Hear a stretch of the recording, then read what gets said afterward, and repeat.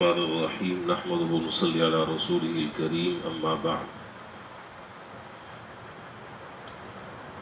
عن عبد الله بن بسر رضي الله تعالى عنه قال جاء أعرابي إلى النبي صلى الله عليه وسلم فقال أي الناس خير؟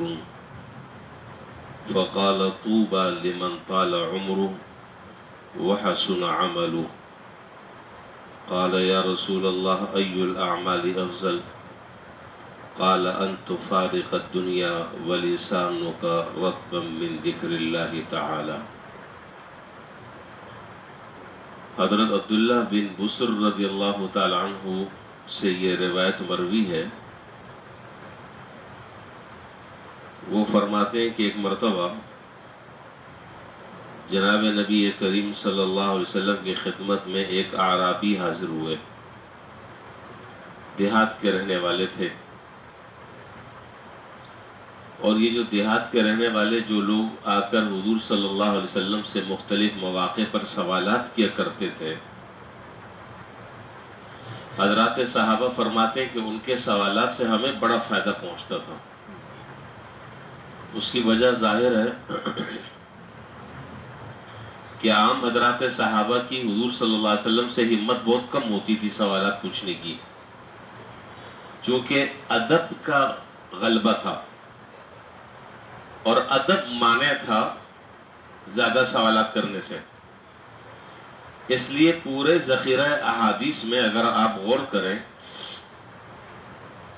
بہت کم ایسے سوالات ہیں جو صحابہ نے حضور سے کیے ہیں.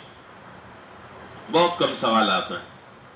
اکثر و بیشتر سوالات کا وہ حصہ جو حضور سے کیے گئے وہ باہر سے جو آنے والے لوگ ہوتے تھے، دیہات کے رہنے والے ہوتے تھے، وہ کرتے تھے، اور اس سے اللہ تعالیٰ پھر نفع سب کو پہنچا دیتے تھے.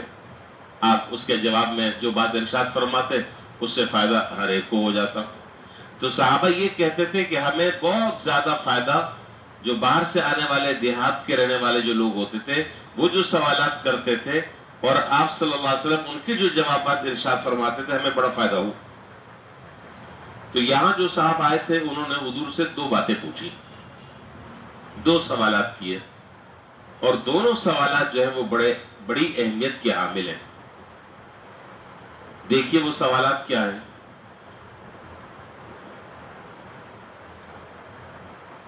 وہ سوالات تو میں ابھی ذکر کرتا ہوں، اس سے پہلے دراصل ایک بات اور سمجھ لیں. جتنے بھی سوالات ہیں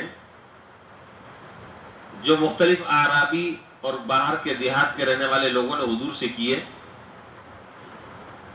آپ اس سے اندازہ لگائیں کہ اللہ تعالیٰ نے کس طرح کی ان حضرات کو ذہانت اور فطانت عطا فرمائی تھی. کوئی بے تکے الٹے سیدھے آڑے ترچے سوال نہیں، ایسے ایسے سوال چن کر کہ جس کی واقعی اب پتہ چلتا ہے کہ امت کو ضرورت تھی. آج تو ایسے سوالات جو ہے اچھے خاصے پڑھے لکھے لوگوں کے ذہنوں میں بھی نہیں آتے، دور اوپر رہتے ہیں. اور یہ جو بیچارے تھے یہ ایسے ایسے سوالات کرتے تھے کہ آدمی کی عقل دنگ رہ جائے. دیکھیے سوال کیا کیا، دو سوال کیے. پہلا سوال کیا کہ یا رسول اللہ ای الناس خیر. لوگ تو بہت سارے لوگ رہ رہے ہیں دنیا میں، نہ جانے کتنے لوگ ہیں، کروڑوں اربوں کھربوں لوگ رہ رہے ہیں، آپ یہ بتائیں کہ سب سے بہتر آدمی کون سا ہے. اب اس سوال پر آپ جتنا غور کریں، جتنی اس کی گہرائی میں جائیں، تو آپ کو پتہ چلے گا کہ کیسا مختصر الفاظ میں کیسا جامع سوال ہے کہ لوگوں میں سب سے بہتر آدمی کون سا ہے. بہتر سے مراد یہ کہ آپ کی نظر میں اور اللہ تعالیٰ کی نظر میں وہ سب سے بہتر ہو. ایسے تو میں بھی کہہ رہا ہوں کہ میں بہتر ہوں، آپ بھی کہتے ہیں کہ آپ بہتر ہیں. ایک بزنس مین ہے وہ بھی کہتا ہے کہ میں بہتر ہوں. ایک کاروباری آدمی وہ کہتا ہے کہ میری زندگی بڑی بہترین زندگی ہے، میں بہتر ہوں. آپ ارشاد فرمائیں کہ بہتر آدمی کون سا ہے. تو حضور صلی اللہ علیہ وسلم نے جواب بھی عجیب غضب کا جواب دیا. آپ نے فرمایا فقال طوبى لمن طال عمره وحسن عمله. فرمایا کہ جس آدمی کو اللہ تعالیٰ نے لمبی زندگی دی ہو اور اس لمبی زندگی کے ساتھ وہ اچھے اعمال کر کر اسے گزارا ہو، وہ سب سے بہتر آدمی ہے. عجیب بات. سوال اتنا مختصر سا، جواب بھی ایسا جامع. وہ آدمی سب سے بہتر اور سب سے اچھا ہے جس کی عمر لمبی ہو، اور عمر لمبی ہونے کے ساتھ ساتھ وہ کیرم بورڈ کھیل کھیل کر وقت نہ گزار رہا ہو، جی وہ ہوٹلنگ نہ کر رہا ہو، وہ چائے کے ہوٹلوں میں گھنٹوں بیٹھ کر وقت ضائع نہ کر رہا ہو. عمر تو بہت لمبی ہے، اس کے پاس کام ہی نہیں کوئی کرنے کا. وہ اخبار بینی میں، جی چائے خانوں میں، ملک اور حالات پر تبصرہ کرنے میں، ادھر کی ادھر کی کہانیاں قصے سنانے میں وہ وقت نہیں گزارتا. وہ جتنی لمبی اللہ تعالیٰ اس کو عمر دے رہے ہیں اتنے اچھے اعمال صالح اختیار کر رہا ہے. تو ظاہر ہے کہ جو آدمی جتنی زیادہ لمبی عمر کے ساتھ رہ رہا ہو اور اچھے اعمال کے ساتھ وہ زندگی گزار رہا ہو تو اس کی نیکی بھی تو بڑھ رہی ہیں. بھائی ظاہر ہے کہ ایک آدمی کی عمر کم ہے تو نیکی بھی وہ کم کرے گا اگر کر رہا ہے.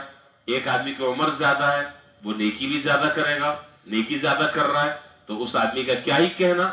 فرمائے کہ سب سے بہتر آدمی وہ ہے کہ جس کی عمر زیادہ ہو اور عمل بھی وہ اچھے کرتا ہو، نیکی بھی بہت زیادہ کرتا ہو اور اپنے اس زندگی کو وقت کو برباد نہ کرتا ہو، ایک ایک لمحہ تول تول کر خرچ کرتا ہو. یہ بہترین آدمی ہے اس کائنات کا، بہترین آدمی ہے. دوسرا سوال سنیے.